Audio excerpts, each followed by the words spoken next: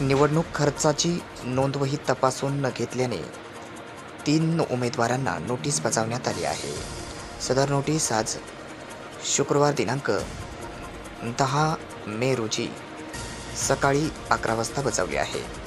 करुणा धनंजय मुंडे, ताटे महेंद्र अशोक, सलीम अल्लाबक्ष सय्यद या 3 उमेदवारांना निवडणूक खर्चाची नोंदवही तपासणीसाठी सादर करण्यात कसूर केल्याबद्दल जिल्हा निवडणूक निर्णय अधिकारी दीपा मुधोळ मुंडे यांनी नोटीस बजावली आहे.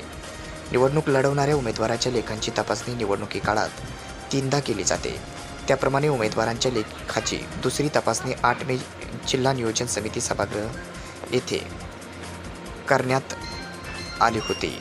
मात्र त्या ठिकाणी स्वतः अथवा प्राधिकृत प्रतिनिधीच्या माध्यमातून सादर करणे बंधनकारक होते.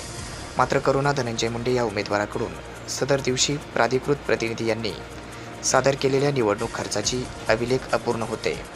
तसेच खर्च नोंदवही अभिलेखाची तपासणी करून न घेताच प्रतिनिधी तपासणी स्थळावरून निघून गेले.